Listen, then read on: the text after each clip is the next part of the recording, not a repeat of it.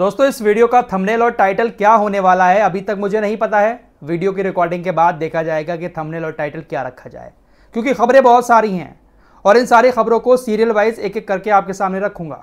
Recording के बाद ही thumbnail और टाइटल के बारे में सोचेंगे। फिलहाल पहली खबर जो है वो अरब लीग से आ रही है। अरब लीग देशों ने हिजबुल्लाह को आतंकवादियों की लिस्ट से बाहर कर दिया है। आपको बताइए कि अमेरिका ने हिजबुल्लाह को आतंकवादियों की लिस्ट में डाल रखा है। इजराइल भी हिजबुल्लाह को आतंकी संगठन कहता है। यूरोप के और भी कई सारे देश हैं जो हिजबुल्लाह को आतंकी संगठन मानते हैं। अमेरिका के कहने पर अरब लीग के देशों ने भी हिजबुल्लाह को आतंकी संगठन घोषित कर दिया था, लेकिन पहली बार अरब लीग के देशों ने हिजबुल्लाह के समर्थन में फैसला लेते हुए हिजबुल्लाह को आतंकवादियों की लिस्ट से बाहर कर दिया है। यानी अब अरब लीग के देश हिजबुल्लाह को आतंकी संगठन नहीं मानेंगे। अमेरिका ने बहुत दबाव डाला था, जिसके बाद ये लोग झुक गए थे और हिजबुल्लाह को आतंकी घोषित कर दिया था। उधर सऊदी अरब से खबर आ रही है। सऊदी की सरकार ने अपने सभी देश के नागरिकों से कह दिया है कि वो लेबनान जाने से बचें और लेबनान के अंदर इस वक्त जितने भी सऊदी अरब के लोग रह रहे हैं वो तुरंत वापस आएं, क्योंकि वहां पर जंग का खतरा है। उधर इजरायली मीडिया ने मिस्र को लेकर एक बड़ा दावा किया है। इजरायली मीडिया का कहना है कि मिस्र रफा के बॉर्डर पर अपनी ताकत बढ़ा रहा है। मिस्र बड़े बड़े हथियारों के जरिए बड़ी बड़ी ताकतें इकट्ठा करने में लगा हुआ है रफा के बॉर्डर पर। इजरायली मीडिया ने कहा कि लगभग 160 टैंक एपीसी एंटी टैंक बंदूकों के साथ 140 जीपें और भी बड़े बड़े हथियार मिस्र ने रफा के बॉर्डर पर तैनात कर दिए हैं। वैसे मिस्र को लेकर इजराइल के कई सारे अधिकारी और इजरायली मीडिया इस तरह की खबरें बार बार दिखाते रहते हैं कि मिस्र इजराइल के खिलाफ जंग छेड़ सकता है, मिस्र इजराइल के सैनिकों के खिलाफ हथियार तैनात कर रहा है। लेकिन मिस्र क्या कर रहा है सब आपके सामने है। मुझे तो ऐसा लगता है कि ये मिस्र की सरकार की साजिश होती है। मिस्र की सरकार खुद इजरायली सरकार से मिलकर इस तरह की खबरें फैलवाती है ताकि दुनिया को ऐसा ना लगे कि मिस्र इजराइल का साथी है। सीज फायर को लेकर एक बार फिर से हमास के नेता ओसामा हमदान ने कहा कि हम हर उस प्रस्ताव को सबसे आगे रखेंगे सीज फायर के, जिसमें सेना की पूरी तरह से वापसी हो, परमानेंट वाला सीज फायर हो। इस तरह के हर एक प्रस्ताव को हम सबसे आगे रखेंगे और सबसे ज्यादा इंपॉर्टेंस देंगे। हम पूरी तरह से तैयार हैं।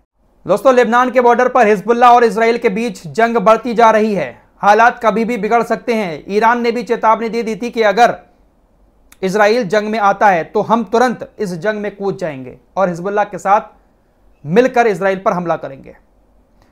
इस बात पर इजराइल के विदेश मंत्री ने कहा कि आज ईरान ने धमकी दी है कि अगर इजराइल ने लेबनान से हिजबुल्लाह के हमलों का पूरी तरह से जवाब दिया तो वो इजराइल को खत्म कर देगा। इस पर इजराइल के विदेश मंत्री ने ईरान से कहा कि ईरान को मेरा जवाब यह है कि अगर हिजबुल्लाह गोलीबारी बंद नहीं करता है और दक्षिणी लेबनान से वापस नहीं जाता है तो हम सुरक्षा बहाल होने और आबादी अपने घरों में लौटने तक अपनी पूरी ताकत से इसके खिलाफ कार्रवाई करेंगे।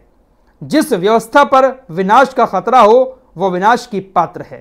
ये लोग पूरी तरह से बौखला चुके हैं। बातें इतनी बड़ी बड़ी करते हैं कि हम छोड़ेंगे नहीं जब तक जीत नहीं लेंगे, हम अपने लोगों की सुरक्षा जब तक कायम नहीं कर लेंगे तब तक जंग को नहीं रोकेंगे, ऐसा करेंगे वैसा करेंगे। लेकिन मिल क्या रहा है? पिछले 9 महीने से पूरी दुनिया देख रही है। सिवाय बच्चों और महिलाओं को मारने के कुछ नहीं किया है। हमास अभी भी पूरी ताकत के साथ जिंदा है गाजा के अंदर और इजरायली सैनिकों को मार भी रहा है। हमास के एक अधिकारी ने कहा है कि हम अपनी सुरंगों के अंदर अपने कारखानों में जरूरत के मुताबिक गोला बारूद का उत्पादन भी कर रहे हैं, यानी बना भी रहे हैं, और हम वर्षों तक ऐसा कर सकते हैं।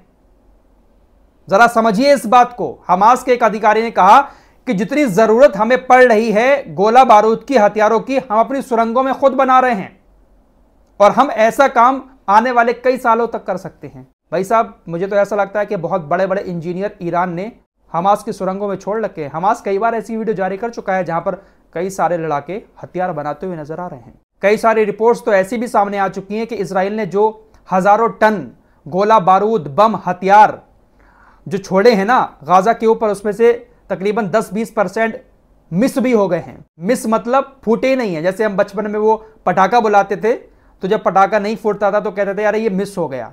तो इसी तरह से बहुत सारे हथियार हैं जो गाजा के अंदर गिराए गए लेकिन वो ब्लास्ट नहीं हुए। कई सारी ऐसी रिपोर्ट्स आई हैं कि उन सारे हथियारों को हमास के लड़ाके उठाकर ले गए हैं। साथ ही साथ जो गोला बारूद या रॉकेट या मिसाइल जब वहां पर ब्लास्ट होती है तो उसके मलबे से भी बहुत सारे हथियारों को हमास के लड़ाके तैयार कर रहे हैं। गाजा के लोगों के लिए एक छोटी सी राहत की खबर यह आई है कि कल तकरीबन 150 ट्रक रफा क्रॉसिंग से गाजा के अंदर एंटर हुए हैं। रफा क्रॉसिंग पर बहुत दिन से ट्रक खड़े हुए थे। फाइनली 150 ट्रकों को अंदर जाने की इजाजत मिली। हिजबुल्लाह के नेता हसन नसरुल्लाह ने कहा, ग्रेट विक्ट्री इज कमिंग, एक महान जीत करीब है। इजराइल के कट्टरपंथी नेता बेन गविर ने एक बार फिर से फिलिस्तीनियों को लेकर जहर उगला है। बेन गविर ने कहा कि फिलिस्तीनी कैदियों को सर में गोली मार देनी चाहिए और जब तक यह कानून पारित नहीं हो जाता हम उन्हें जीने के लिए बहुत कम देंगे। इसका कहना है कि इजरायली सरकार इजराइल के अंदर एक कानून बनाए, जो भी फिलिस्तीनी कैदी इजराइल के जेलों में बंद हैं सबके सर में गोली मार दें, और अगर यह कानून नहीं बनता है तब तक हम इनको अपनी जेलों के अंदर सही से जीने नहीं देंगे। इससे अंदाजा लगा सकते हैं ये लोग किस तरह से उत्पीड़न करते होंगे फिलिस्तीनी कैदियों का। गाजा के अंदर हमास की एक ब्रिगेड है जिसका नाम है अल अक्सा ब्रिगेड। उसने कुछ फुटेज जारी करते हुए कहा है कि रफा के पूर्व में आयशा मस्जिद के पास कब्जा करने वाली सेनाओं पर 107 रॉकेटों और भारी मोर्टार के गोलों से गोलीबारी की गई। हमास की एक ब्रिगेड नहीं है, गाजा के अंदर कई सारी ब्रिगेड हैं जो इस वक्त इजरायली सेना से लड़ रही हैं। लेबनान के बॉर्डर की तरफ चलें तो इजरायली सेना ने खुद इस बात की जानकारी दी है कि हिजबुल्लाह ने 3 ड्रोन लॉन्च किए थे जिसमें विस्फोट होने की वजह से पश्चिमी गलील क्षेत्र में एक इमारत को बहुत बड़ा नुकसान हुआ है।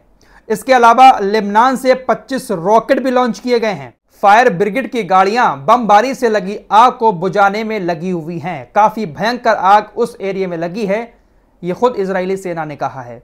हिजबुल्लाह खामोश बैठ ही नहीं रहा है। हिजबुल्लाह ने जितना जलाया है इसराइल को उस बॉर्डर पर, वाकई में इसराइल बहुत बुरी हालत में है। जंग के 268वें दिन पर हिजबुल्लाह और इसराइल के बीच बढ़ रहे तनाव को लेकर अमेरिका ने संयम बरतने की बात कही है, यूरोपीय देशों ने संयम बरतने की बात कही है।